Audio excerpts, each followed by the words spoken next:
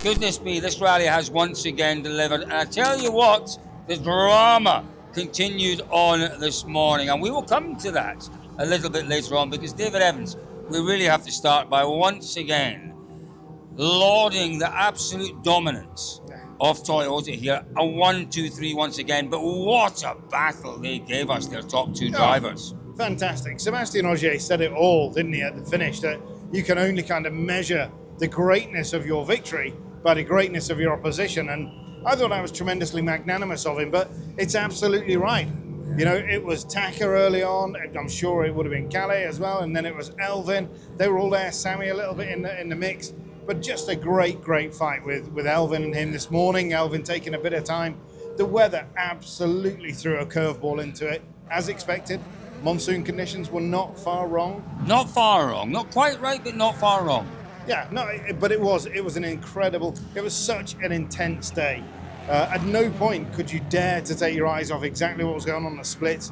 It was mad. And I think that's absolutely right. Intensity, I think that's a word that Ogier used as well, didn't he? Yeah. You know, we only went into a double-digit lead, I think, on the penultimate stage. Yeah. And at the end of the day, it was around about 11 seconds, Ogier's winning margin. It was incredible. He never gave up, Elvin. He never quite got on top of Ogier, but he absolutely kept nibbling, agitating, and never letting him get away. And Ogier knew he had to be on his A game all weekend, and my goodness me, he was. He absolutely was. And Elvin started that process really yesterday morning, Saturday morning. He knew that he had to turn something around, and he did. Yeah. And Ogier struggled a little bit, but Elvin was absolutely on it all the way through there. And it kind of came. And then this morning, first stage, I think the gap was up to sort of 7 seconds on the penultimate split, or something, or a middle split. And he thought, crikey, this is genuinely on now. And then Sébastien, I think the weather eased a wee bit, whatever. But it was just a fantastic fight all day long. Nice to see you. Always. Yeah, it's great. He's pushing too hard. Sorry, push me too hard always. I know. Not good for my old heart. 0.1 second.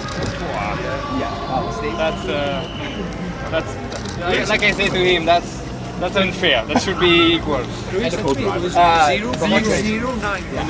Yeah, exactly. 96,000. Yeah. I'm sure I could have found that somewhere if I knew as well. Definitely, but when this last section where he's just aquaplaning in the fast line, you lost the car, okay, he's gonna come back, You were in the different class. And you do have to worry a little bit for the Toyota management. I mean, we were watching some of those onboards as they're blasting through the tightest, twistiest, narrowest roads in the forests that you've ever seen, and you're thinking every corner is a heart in the mouth moment. Absolutely. And for the management watching their two top drivers so much quicker than anyone else, not giving a second or a tenth of a second anywhere. I'd hate to have been in charge. But that's why you've got Juha Kankkunen there. Right. He sat there like the absolute ice cool Finn that he is. We were sitting not far from him at times today, and we were and he just sat there. It's all fine. It's That's all quite fine. a finished face, that. Quite good. Coming right down to the power stage, every single point for sure will count as we head to Saudi Arabia. And Ogier, the splits were in Elvin's favour, in Ogier's favour. They were dead level at the penultimate split, and then Ogier pulled it out on the last split by 0.1 of a second. Is he going to win the World Championship by a tenth of a second? 1 point. It could be. Yeah. Wow, what a day. I think the whole week has been good because, great victory only happened when you have great opponents, and I think Elfin has been honestly driving superbly as well the whole weekend, putting pressure on me all the time, and the gap, never went really far. We were always within a couple of seconds, and now end up a little more now. We just passed the double digit, but it's been very intense, and especially when you have a last day like this where conditions change completely and you need to change the complete setup of the car. Basically, we challenged ourselves in two different kind of rally, and every time we were so close. So yeah, it's been a tough week, but it's this kind of moment you love the the sport the most and you enjoy the success the most. We were fortunate enough to be watching with Akio Toyoda. We were in the same room as he was watching. The look on his face to see what you were doing, it must give you so much pride to do this in Toyota City. I'll need to review that then because I haven't seen, but I still have in my mind this magic moment last year when we seal here the manufacturer title at the end of the power stage. So this place will always be special for me, and I'm looking forward. I'm sure we'll see him now, and it's a great, support we have from him. It's just very unique. So we can be very, very lucky to have him. It was difficult conditions out there. Reading the grip was not easy. Obviously, we did what we could. A few slides along the way, but in the end, it wasn't quite enough. How frustrating is Sébastien Ogier? Well, he's one of the best that's ever done it. So he hasn't earned all the titles and rally wins by fluke. I don't make any secret that he's a very tough opponent, but of course, I'm going to keep trying anyway.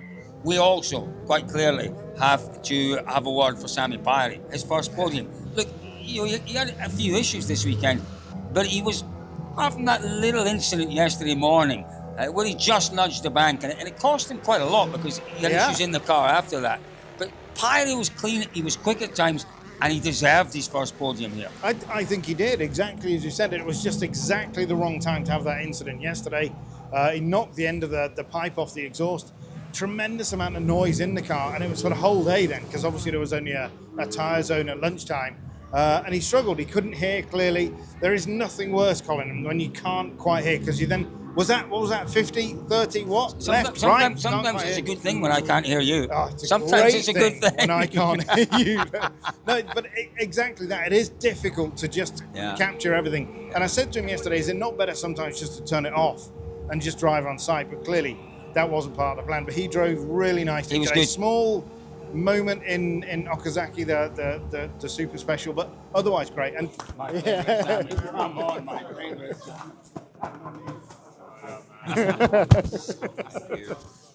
Wow, there's clearly something in the water in Japan. Yes. Yeah, there is, but also there is some champagne in my ears.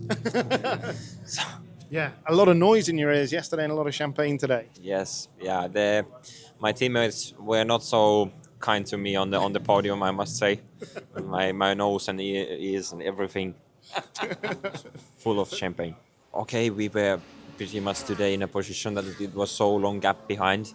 Thanks to it, we were driving or having a good pace on the first days.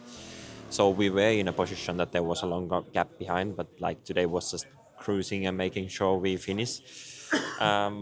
But yeah, maybe that was the most challenging Japanese conditions I've ever seen. So not the most easy stages just to go through. Well, another wonderful result here for Toyota on their home event. Moving on to Hyundai. Well, bombshell news this evening from the Hyundai team. Our 2019 World Rally Champion Ott Tänak announcing that at the end of the 2025 season, he will take a break from rallying. You can read that full statement from Ott Tänak on DirtFish.com. There's also an analysis video with myself and David. That is available on YouTube. Go to the link here to have a look at that video where myself and David Evans analyse this bombshell news that Ott Tänak is taking a break from the WRC. And well, on the back of that, what about the rest of our Hyundai drivers here in Japan this weekend? We hinted, David, at a bit of drama this morning, and there certainly was some drama. You look at the performance of the Hyundai team this weekend, and it wasn't good. It was a really difficult weekend for them. The shining light for them was Adrian Formeau. All went wrong for him this morning, but he was still positive.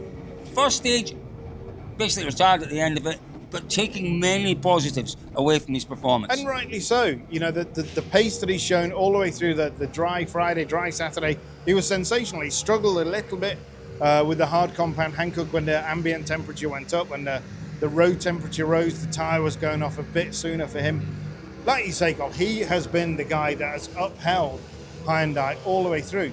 Thierry, you've got to... you've got to give a little bit to Thierry Neuville. What, he had a. do we? Well, yeah, you do, Carl, because he had a No, drive shaft problem. Thierry Thursday. Neuville, yes, yeah. But not Fair to the enough. team. Not to the Thierry team. came, and it's symptomatic. It's his season in a microcosm, isn't it? This event, it just everything that could have gone wrong has gone wrong for him with the transmission failures. This morning, he drives out. Everybody knows the rain is coming on a Sunday. Drives out, sticks the wipers on. It's a double whammy. He's clearly had an awful weekend in terms of results and performance. But this weekend was very clearly all about testing. It was about developing that Evo car for next year. And they got 1 day. They didn't even get 1 day because that 1 day was compromised. Real issues there for Hyundai that need to be resolved. Takamoto Katsuta, we talked a lot about him yesterday. If you haven't seen the video, it's there on YouTube. Can we put a little button in here? Yeah, go on. Press that button, Davey. Press the button. Press button here. Yeah, go and have a look at that. That was quite a remarkable day with Takamoto. He's very aware of the amount of interest. He's very aware of the level of expectation here on him, and he feels it, doesn't he, David? When he feels as if he's let people down, it hurts Takamoto. Absolutely. Do you know, just before we came up to film here, I was watching this huge long line of people here, and Taka was walking along, and everybody just wanted to touch him, just to hold hands and to get a signature, a selfie, and his whole demeanor was down. It was incredible because it's part of the culture that you don't let people down, and Taka really feels that he has. Takamoto Katsuta is a Super Sunday specialist. He loves a Super Sunday challenge, and he absolutely went for it out there today after the disappointments of yesterday. Doing a really good job until that final stage where, a spin and a puncture really showed how hard he was pushing. He was taking some big risks to try and win that power stage, but as David said, it really wasn't Takamoto's weekend at all. David, what about M Sport? They have maintained that point scoring record because Gregoire Munster made it to the finish. He made it to the finish in fifth, his joint best ever finish in the championship. Yep. Munster had a job to do, and we have to give him credit for doing it. He was, I hate to say this, he was slow at times. He was actually slow, but we don't know. Was it the car? No, he was cautious. He said very early on he had a couple of big moments. And then what? You have those couple of moments and then you chuck it off, and you chuck it off chasing what? No, exactly. You then just look really silly. So he knew where he was. He knew what he had to do. He knew he had to bring the car home. So he was in no man's land. He was in fifth place. Stay with it. And just, for me, ultimately, he did the job he had to do. He did, and he kept Kalle Rovanperä behind him today. So that in itself is a fair achievement. So moving on to WRC2, David. I tell you what, this young kid, Alejandro Cachon, a driver I'd not really heard about much before the Canaries, blindingly quick there, blindingly quick when we saw him in ERC, really strong here on his first outing in Japan to take the win in WRC2. Yeah. He's a youngster with a big future.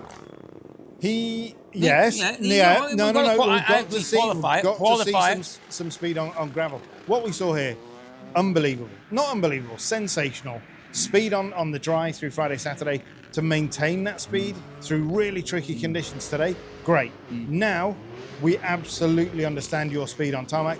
We need to see the same on gravel. And I think, there's no reason why he's not going to show that. Let's wait. We'll see you in Saudi, Alejandro. See what you can do.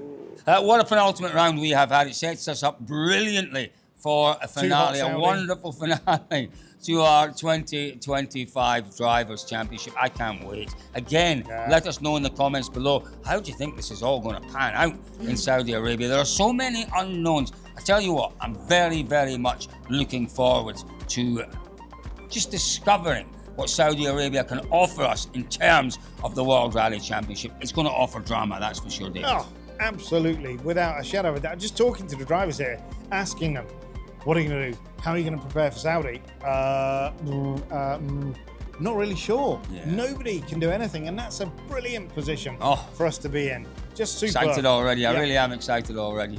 Folks, don't forget Club DirtFish on Patreon. Press that link, David. Press the button. That's the one. Club DirtFish on Patreon. So much more to come this week. The bloopers should be, as they always are, really quite entertaining. There's a behind-the-scenes video. In fact, there are 2 or 3 behind-the-scenes videos for you to catch up on from Japan. Lots more. Lots, I'm sure, ahead of Rally.